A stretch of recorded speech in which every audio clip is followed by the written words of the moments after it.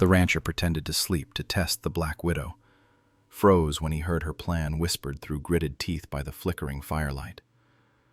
The broken man everyone called the Silent Ghost had spent 15 years earning nothing but contempt from townsfolk who spat when they spoke his name.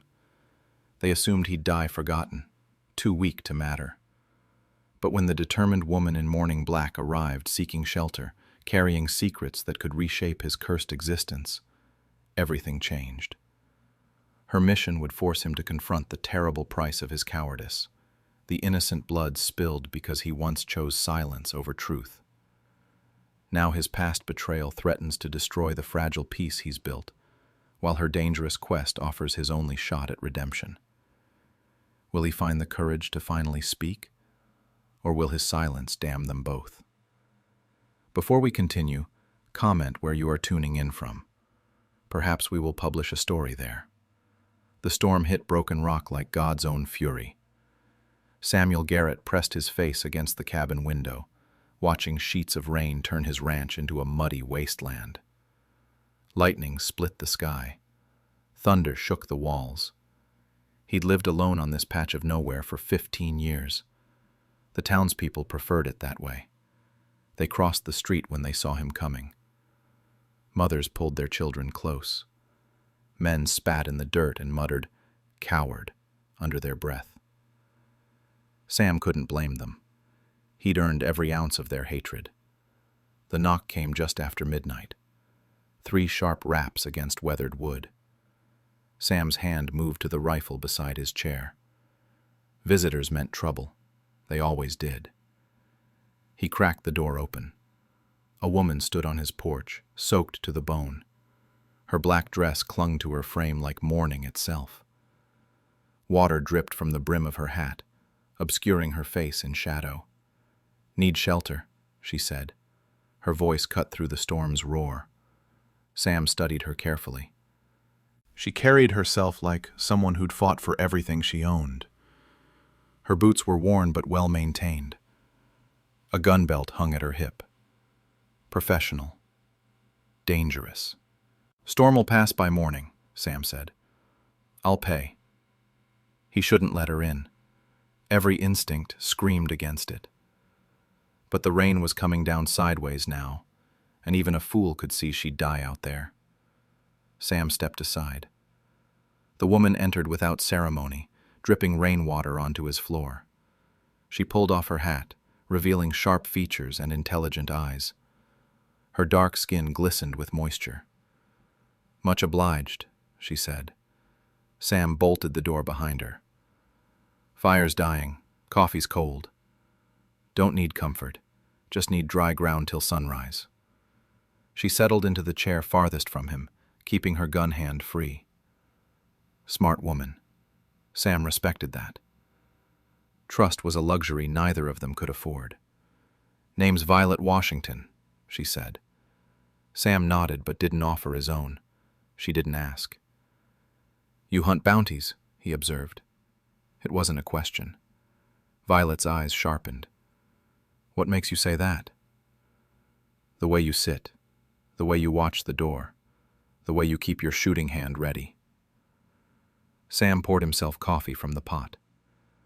"Seen your type before." "And what type is that?" "The type that brings trouble." Violet smiled without warmth. "Trouble's already here, Mr. Garrett. Has been for 15 years. Sam's cup stopped halfway to his lips. She knew his name. She knew who he was. His blood turned to ice water. "Don't know what you're talking about," he said. "Course you do. You're the man who watched Dutch Morrison frame an innocent soul for murder. The man who stayed quiet when truth might have saved a life." The coffee cup slipped from Sam's fingers. It shattered against the floor, sending dark liquid splashing across worn wood.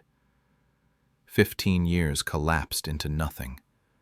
15 years of trying to forget Morrison's cruel laugh. 15 years of seeing that innocent man's face in his dreams. "You don't know nothing," Sam whispered. "I know plenty. I know Morrison's dead. Died last month in his fancy house back east. I know he left behind a will that names you as his sole heir." Sam's world tilted sideways. That's impossible. Violet reached into her coat and pulled out an envelope. Legal papers, official seals. $3,000 and a mining claim in Colorado. All yours, Mr. Garrett. Morrison's final gift to his old partner in silence. I wasn't his partner in nothing. Silence makes you a partner. Your silence let him destroy families. Your silence let him build an empire on other people's suffering. Sam backed away from her, bumping into the wall. Why are you telling me this? Because Morrison's network is still operating. Marshal Theodore Jackson runs things now. Same methods, same cruelty, different face. Violet's voice turned sharp as broken glass. And I aim to stop it. What's that got to do with me? Everything. Jackson thinks you're just another broken-down rancher hiding from his past. He doesn't know you witnessed Morrison's crimes. He doesn't know you remember every detail of that night. Sam did remember. Morrison's voice.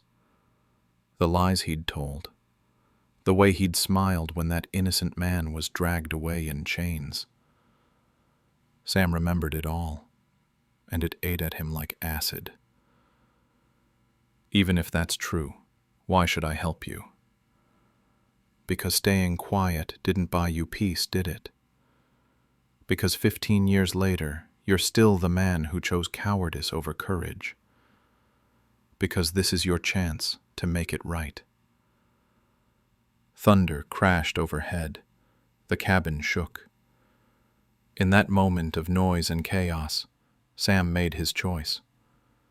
He walked to his bedroom, closed the door, and settled onto his narrow cot. Old habits died hard. Sam had spent 15 years listening to visitors when they thought he couldn't hear. People revealed their true intentions in the dark. They whispered secrets they'd never speak in daylight. He slowed his breathing, made it deep and steady, let his body go limp against the mattress.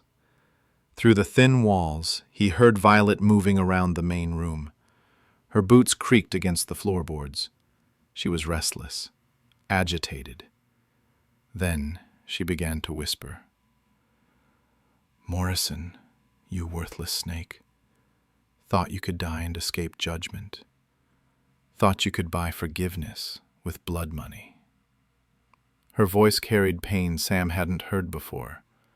Raw, personal. "But I found him. Found your silent partner. And before this is over, the whole territory's gonna know what kind of monster you really were." Sam's blood turned to ice. She wasn't just hunting justice. This was revenge. And he was part of her plan, whether he liked it or not. Sam lay frozen on his cot, heart hammering against his ribs. Violet's whispered words echoed in his mind. Silent partner. Blood money. The weight of 15 years crashed down on him like a landslide. He'd perfected the art of listening without being heard. As a boy, he'd learned to detect danger in the subtle shift of voices. His father had been a drunk with violent moods. Sam's survival had depended on reading the warning signs. A slurred word, a heavy footstep, the creak of leather as his father reached for his belt. Those skills had kept him alive on the frontier, but they'd also made him a witness to things he wished he'd never seen. Morrison's voice still haunted him. That night 15 years ago, Morrison had spoken with the casual cruelty of a man discussing the weather. Frame the preacher. He's got no family to make trouble. No money for lawyers. Perfect scapegoat. Sam had hidden in the shadows, too terrified to move, too cowardly to speak. Now Violet Washington sat in his main room, planning something that would drag him back into that nightmare. $3,000, she whispered to herself. Enough to buy a dozen judges. Enough to silence a dozen witnesses. But not enough to wash the blood from your hands. Morrison. Sam's breathing remained steady despite the chaos in his chest. Through the thin wall, he heard papers rustling. She was going through the inheritance documents. Samuel Garrett, the man who watched justice die and said nothing. Her voice carried contempt now. Maybe you're exactly the kind of man Morrison thought you were. Maybe you'll take his money and keep your mouth shut forever. The floorboards creaked. She was pacing. But maybe you're tired of being a coward. Maybe 15 years of guilt has finally worn you down. Maybe you're ready to do what's right. Sam's mind raced. She wasn't just carrying inheritance papers. She was testing him, measuring him, trying to figure out what kind of man he really was. The storm outside began to weaken. Rain still pelted the windows, but the thunder was moving away. Dawn would come in a few hours. Violet would leave, and Sam would be alone with his choice. Take Morrison's blood money and stay silent forever. Or help this dangerous woman tear down everything Morrison had built. Marshall Jackson doesn't know you exist yet, Violet continued. To him, you're just another broken-down rancher. But that won't last. Soon as he finds out about this inheritance, he'll come calling. He'll want to know what Morrison told you, what you might remember. Sam's blood chilled. He'd never considered that possibility. Jackson would see him as a threat, a loose end that needed cutting. Question is, will you be ready when he comes? Will you finally find your backbone? Or will you roll over like you did 15 years ago? The insult stung because it was true. Sam had spent 15 years telling himself he'd had no choice, that speaking up would have meant his death, that one voice couldn't have changed anything. All lies. Comfortable lies that let him sleep at night. Movement in the main room caught his attention. Violet was doing something near the fireplace. He heard the soft scrape of metal on stone. She was cleaning her gun. Jackson killed a family last month, she whispered. The Rodriguezes. Good people, hard-working. Their only crime was refusing to sell their land to Morrison's mining company. Her voice turned savage. Jackson claimed they were harboring outlaws. Burned them out in the middle of the night. Parents died in the flames. 3 children orphaned. Sam's stomach twisted. He knew the Rodriguez family. They'd bought supplies in town occasionally. The father had always tipped his hat politely. The mother had kind eyes. Could have been prevented, Violet said, if Morrison's network had been exposed years ago, if someone had spoken the truth when it mattered. The accusation hung in the air like smoke. But silence is easier than courage, isn't it, Mr. Garrett? Sam wanted to burst through the door and defend himself, explain how young he'd been, how terrified, how powerless. But the words would sound hollow even to his own ears. Maybe you think Morrison's death settles the score, Violet continued. Maybe you think justice got served when his heart gave out in that fancy house. But evil doesn't die with one man. It spreads, it grows, it finds new hosts. The gun cleaning stopped. Sam heard her boots cross the room again.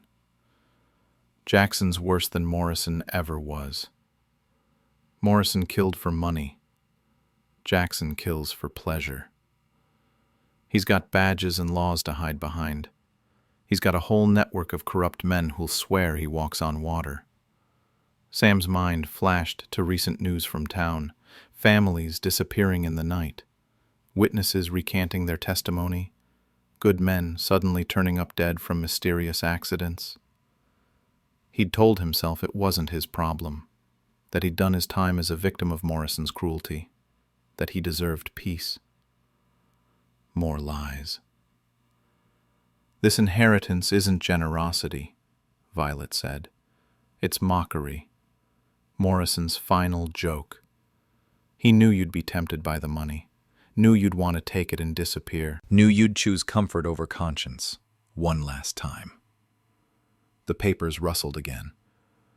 But I don't think that's who you really are, Sam Garrett.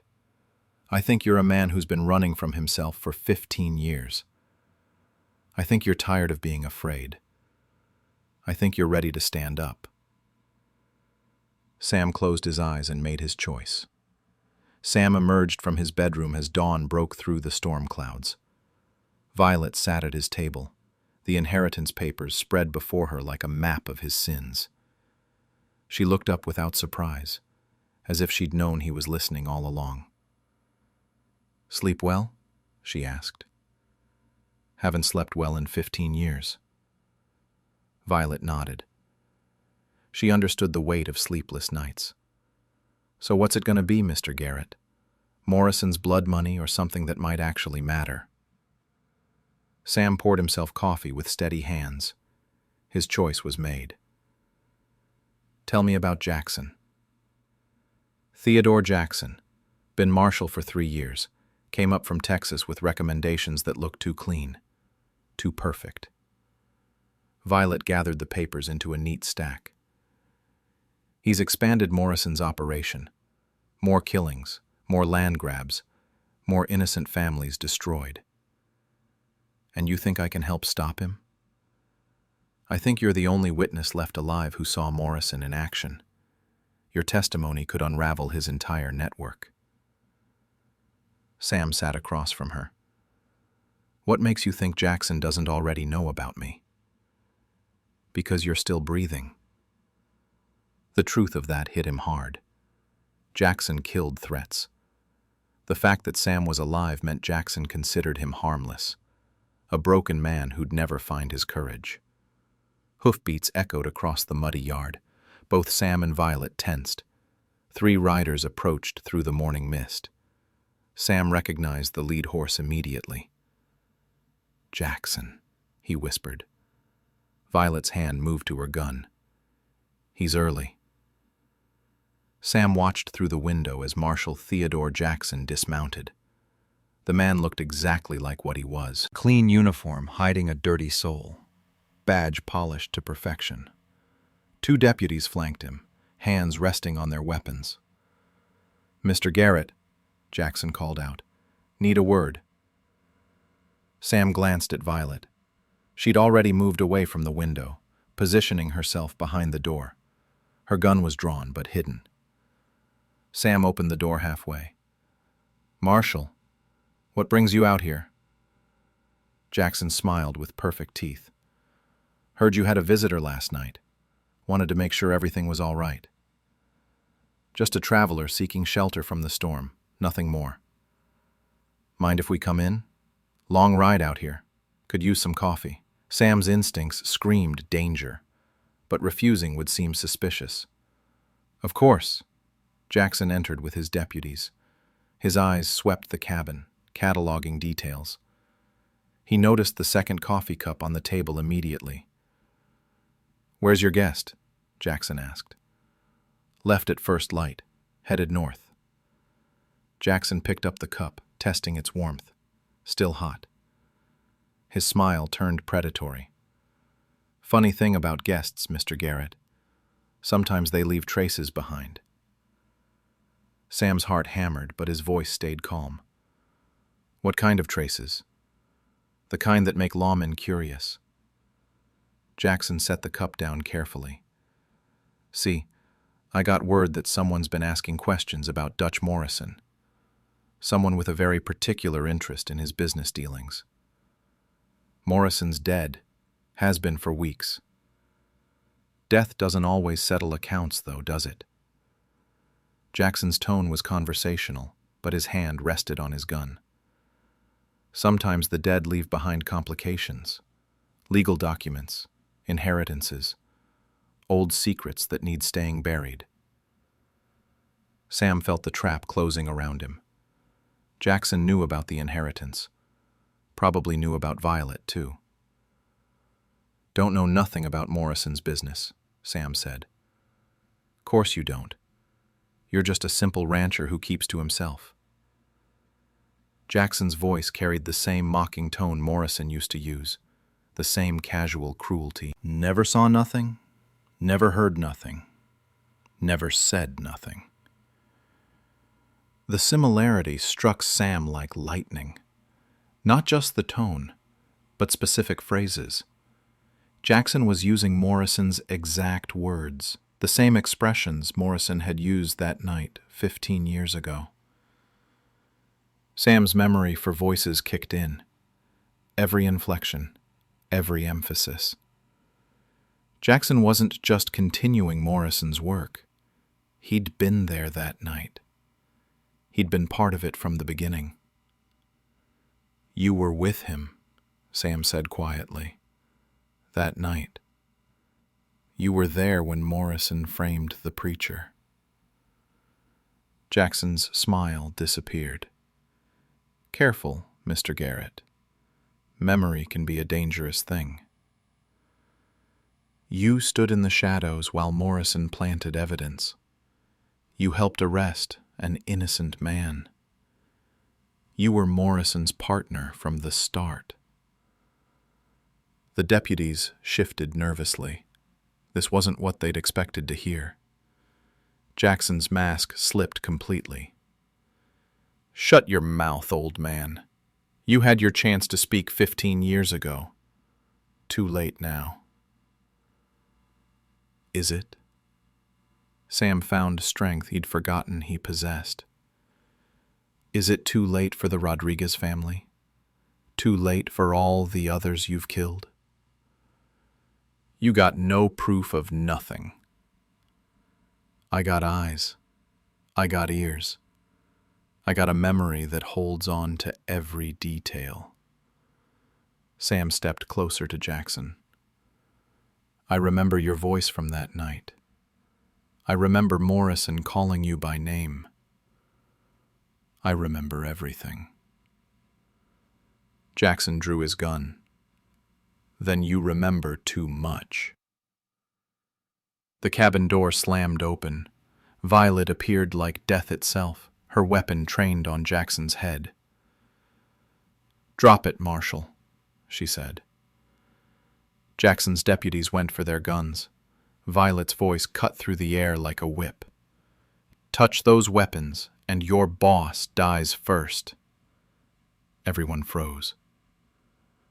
"Now," Violet continued, "we're going to have a civilized conversation about justice, about truth, about what happens when corrupt lawmen think they're untouchable." Jackson's face twisted with rage. "Killing me would bring the whole government down on your heads." "Who said anything about killing?" Violet's smile was sharp as broken glass. "Death's too easy for men like you. I got something much worse in mind." Sam stood straighter than he had in 15 years. For the first time since that terrible night, he wasn't afraid. "Time to pay for what you've done, Jackson," he said. The standoff lasted 30 seconds before Violet made her move. She stepped sideways, keeping her gun trained on Jackson while positioning herself to watch his deputies. Weapons on the floor, slow and easy. Jackson's men hesitated. They'd never faced anyone like Violet Washington. Her reputation preceded her across 3 territories, the Black Widow who never missed her target. "Do it," Jackson snarled. 3 guns hit the wooden floor with hollow thuds. Violet kicked them away without taking her eyes off Jackson. "Sam, tie their hands. Use the rope from the porch." Sam moved quickly. His fingers remembered knots from his ranching days. The deputies submitted without resistance. They were hired guns, not martyrs. Jackson watched with cold calculation. You think this changes anything? Think you can play judge and jury? Justice comes in many forms, Violet replied. Sometimes it wears a badge. Sometimes it doesn't. Sam finished securing the deputies. Jackson remained free, his hands visible and empty. Now we talk, Violet said. About Morrison. About corruption. About how many innocent people have died for your greed. You got nothing on me. Nothing that would stand up in any court. Violet reached into her coat and pulled out a leather folder. Morrison kept detailed records, names, dates, payments. Every dirty deal documented like a business ledger. Jackson's confidence wavered. Where did you get that? From his personal safe, along with correspondence between him and a certain marshal named Theodore Jackson. Violet opened the folder, revealing pages of handwritten notes. Amazing what a man will put in writing when he thinks he's untouchable. Sam glimpsed the papers over her shoulder. Morrison's familiar handwriting covered every page. Lists of names, property locations, payment schedules, a complete blueprint of corruption. You stole those documents, Jackson said. I inherited them, Violet replied. From my father. The words hit the cabin like thunder. Jackson's face went white. Sam felt the ground shift beneath his feet. Your father? Sam whispered. Violet's eyes never left Jackson, but her voice carried 15 years of pain. Dutch Morrison was my father, born to his slave woman on a plantation outside New Orleans. He sold me and my mother when I was 8 years old. The revelation shattered everything Sam thought he knew. Morrison had a daughter he'd treated like property. Mother died working cotton fields in Mississippi, worked to death by men who bought her like livestock. Violet's voice turned to steel. Took me 12 years to track down the man who destroyed my family. 12 years to learn his name was Morrison. Jackson backed toward the wall. You're lying. Morrison never mentioned any daughter. Course he didn't. Acknowledging me would have meant acknowledging what he really was. A man who sold his own blood for profit. Violet's gun remained steady. But he kept records of everything, including the bill of sale for me and my mother. Sam's stomach turned. Morrison's cruelty ran deeper than he'd ever imagined. Selling his own child, destroying his own family. Found him 3 months ago, Violet continued. Living in luxury in Denver. Big house, fancy clothes, built on blood and suffering. Her voice cracked slightly. He was dead when I got there. Heart attack. Died in his sleep like he deserved peace. So this is revenge, Jackson said. This is justice. The inheritance he left to Sam should have been mine by right. Every dollar in his accounts. Every property deed. Every asset he accumulated through murder and theft. Violet's eyes burned with righteous fury. But his will specifically excluded any illegitimate heirs, any children born to slave women. Even in death, he found ways to deny my existence. Sam understood now why she needed his help. The inheritance wasn't just about money. It was about recognition, about proving she had the right to exist. The law won't see it that way, Jackson said. Courts don't recognize claims from people like you. Maybe not, but they might recognize claims from people like Sam. Violet glanced at him briefly. Morrison left him everything because he knew Sam would stay quiet, knew he'd take the money and disappear. But Morrison was wrong about Sam Garrett. Sam felt the weight of her trust. What are you asking me to do? Sign over the inheritance to its rightful owner. Help me expose Jackson and his network. Stand up for truth instead of running from it. The choice was clear. Keep Morrison's blood money and stay silent forever. or help Violet reclaim what should have been hers from birth. "There's more," Violet said. She pulled out another document. Morrison kept a journal, every crime detailed, every murder planned, including the night you witnessed 15 years ago. Sam's hands trembled as she handed him the journal. Morrison's handwriting filled every page. Plans to frame the preacher, instructions for Jackson, details about witnesses who might cause problems. His own name appeared multiple times. Samuel Garrett observed the meeting but lacks courage to speak. Will remain silent if left alone. Morrison had known Sam was watching, had counted on his cowardice. "He planned everything," Sam whispered. "Everything except dying before he could finish destroying lives." Violet looked at Jackson with contempt. But his protégé here kept the business running, expanded it, made it worse. Hoofbeats thundered across the yard again. More riders approaching fast. Jackson smiled with renewed confidence. "My backup. You're surrounded now." Violet moved to the window.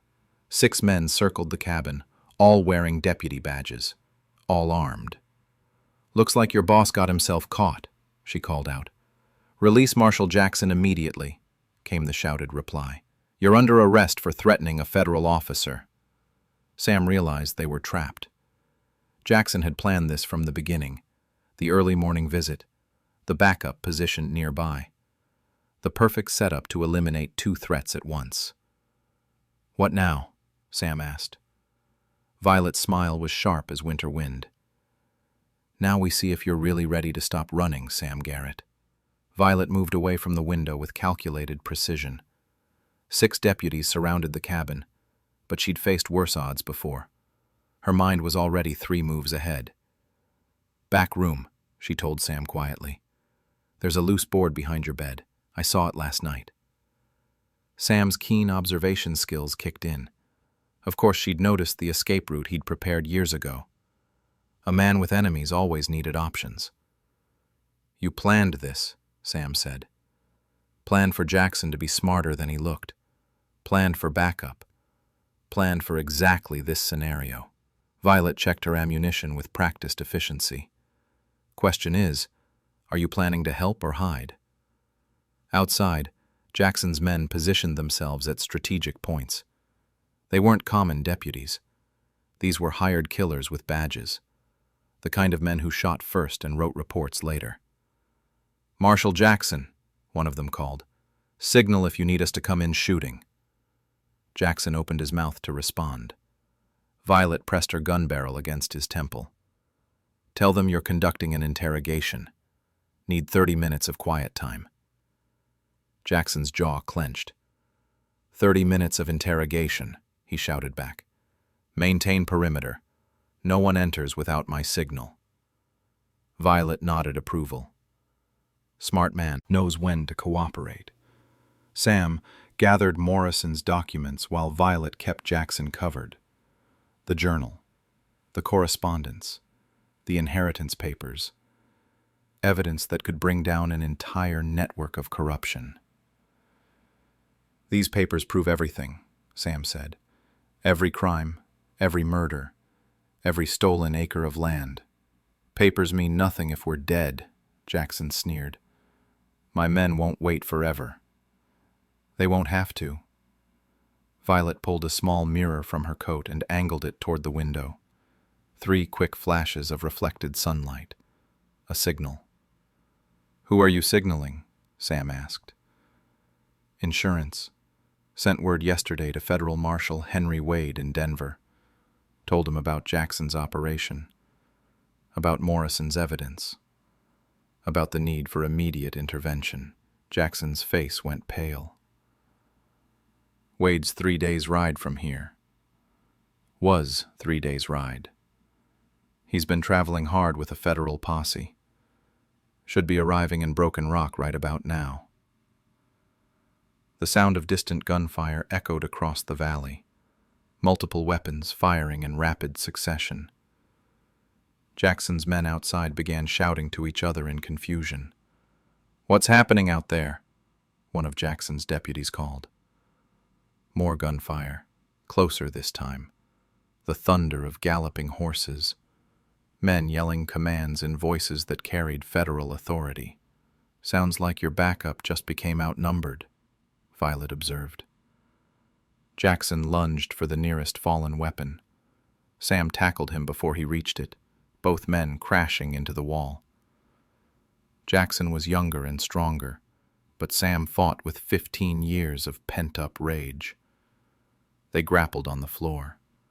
Jackson's fist connected with Sam's jaw, snapping his head back. Sam returned the favor, driving his elbow into Jackson's ribs. Violet kept her gun trained on Jackson's tied deputies while watching the fight. "Handle your business, Sam. I got the others covered."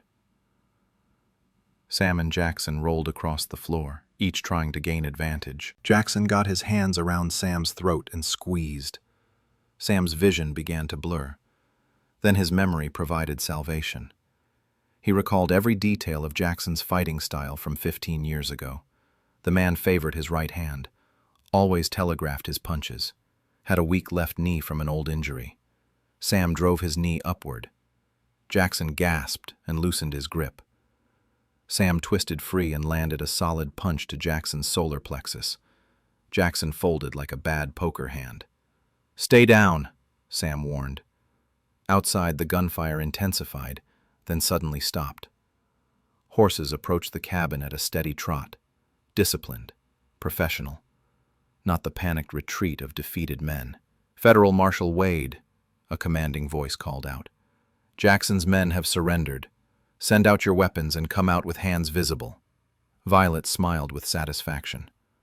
Right on schedule. She moved to the door, keeping Jackson covered. "Marshal Wade, this is Violet Washington. I'm the one who contacted you about Jackson's operation. I'm armed, but not hostile. Coming out now." "Acknowledged, Miss Washington. We're here to help." Violet opened the door slowly, her weapon pointed at the floor. 3 federal marshals stood in the yard, their badges gleaming in the morning sun. Behind them, Jackson's corrupt deputies sat on the ground with their hands bound. "Marshal Jackson is inside," Violet called, along with evidence of his criminal network. Marshal Wade approached the cabin. He was an older man with steel-gray hair and eyes that had seen too much corruption. "Miss Washington, your telegram was quite detailed, made serious accusations. Every word true, got documentation to prove it." Wade entered the cabin, his deputies following. He took in the scene quickly. Jackson on the floor nursing his injuries, Sam standing over him with bloody knuckles, the tied deputies against the wall. "Theodore Jackson," Wade said formally. "You're under arrest for murder, conspiracy, theft of federal lands, and corruption of public office." Jackson's face twisted with desperate rage. "You got nothing that'll stick. Hearsay and stolen documents." "We got Morrison's complete records," Sam said, handing over the leather folder. "Every crime documented in his own handwriting, including Jackson's participation from the beginning." Wade examined the documents with growing amazement. "This is a complete blueprint of criminal operations. Names, dates, financial records. More than enough for federal prosecution." "There's more," Violet said. She pulled out Morrison's personal journal. His private thoughts, detailed descriptions of planned murders, including the framing of Preacher Williams 15 years ago. Sam felt a weight lifting from his shoulders. The truth was finally coming to light. "Samuel Garrett," Wade said. "Miss Washington indicates you witnessed some of these crimes. Will you testify in federal court?" Sam looked at Jackson's defeated face, at Violet's hopeful expression, at the evidence that would finally bring justice to Morrison's victims. "Yes," he said firmly. "I'll testify to everything I saw." The federal courthouse in Denver buzzed with anticipation. Sam sat in the witness chair, facing a packed gallery. 15 years of silence ended with 3 hours of detailed testimony. Every word Morrison had spoken that night, every crime Jackson had committed since, every detail his exceptional memory had preserved. The jury deliberated for 20 minutes, guilty on all counts. Jackson received life in federal prison. His network of corrupt deputies got sentences ranging from 10 to 20 years. The territorial governor ordered a complete investigation of law enforcement across 3 counties. Violet stood beside Sam on the courthouse steps as reporters shouted questions. She'd chosen to let her legal team handle the inheritance dispute privately. The public attention focused on corruption and justice, not personal vengeance. "How does it feel to finally speak the truth?" a Denver Post reporter called out. Sam considered the question carefully, like waking up from a 15-year nightmare. 6 weeks later, the inheritance battle concluded in Violet's favor. Federal judges ruled that Morrison's exclusion of illegitimate heirs violated territorial law. His entire estate transferred to his biological daughter, $3,000 in cash, mining claims worth 10 times that amount, property scattered across 4 states. Violet's first act was establishing the Morrison Victims Relief Fund. Every family Jackson and Morrison had destroyed received compensation. The Rodriguez children got enough money for education and a fresh start. Other orphans found new hope in funded schools and medical care.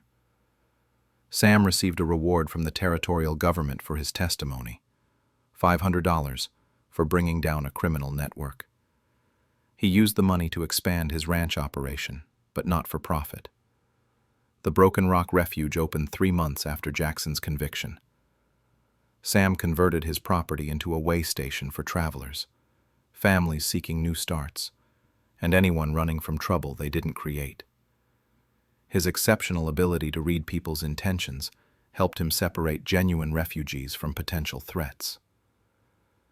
Word spread quickly across the frontier.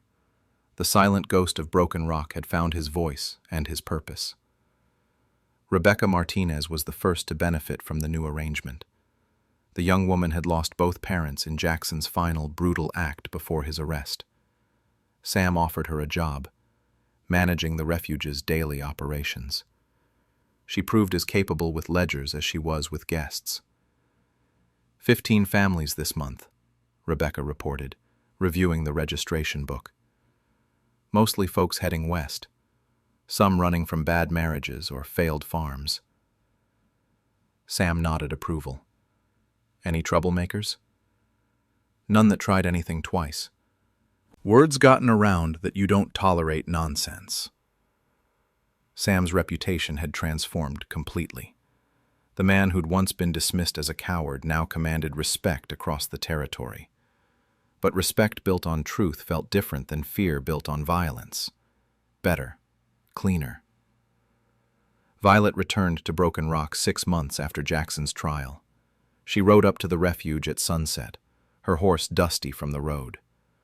Sam was teaching 3 refugee children how to rope fence posts when she arrived. "Looks like you've been busy," she observed. "Staying busy keeps the ghosts quiet," Sam replied. "What brings you back?" "Business. The kind that involves justice instead of revenge." They walked to the main house while the children continued practicing. The refuge had grown considerably. New buildings housed families. A schoolhouse educated children. A medical clinic served the surrounding area. "You've built something good here," Violet said. "We've built something good. None of this happens without your push toward courage." Violet smiled. "Speaking of courage, I've got a proposition.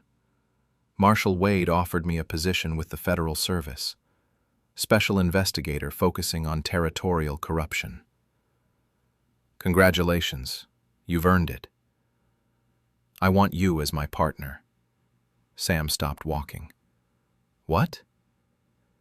Your memory for details, your ability to read people's intentions, your knowledge of frontier communities. Wade thinks we'd make an effective team. The offer was tempting, a chance to continue fighting corruption on a larger scale. But Sam looked around at the refuge he'd built, at the families he was helping, at the peace he'd finally found. "This is where I belong," he said, "but I'll help however I can. Information, witnesses, safe haven for anyone you're trying to protect." Violet nodded with understanding. "Fair enough. Just know the offer stands if you change your mind." That evening they sat on the porch watching sunset paint the mountains gold. A year ago, #@Meta, Sex 0.05. Sam had been a broken man haunted by cowardice. Now he was surrounded by people whose lives he'd helped improve. "Any regrets?" Violet asked. Sam considered the question. About staying quiet for 15 years? Every day. About finally speaking up? Never. Morrison would hate what we've built with his money. Good. Let him roll in his grave. Justice doesn't always come from courts and juries. Sometimes it comes from turning blood money into something that helps instead of harms. A family of travelers approached the refuge, their wagon loaded with possessions and hope. Sam stood to greet them, no longer needing to test their intentions through deception. Trust, carefully given, had replaced suspicious isolation. "Welcome to Broken Rock Refuge," he called out. "You're safe here." The words carried weight because they were true. Sam Garrett had spent 15 years learning the cost of silence. He'd spend the rest of his life proving the power of speaking truth with courage. Violet departed the next morning, heading toward her new assignment with the Federal Service. Her last words to Sam were simple but profound. "Thank you for finally finding your voice." Sam watched her ride away, then turned back to the refuge. 3 new families had arrived during the night. Children needed breakfast. Adults needed information about the road ahead. The work of rebuilding trust and providing hope continued. He no longer pretended to sleep when visitors came. Truth was better than deception. Courage was better than fear. And redemption, Sam had learned, was always possible for those brave enough to choose it.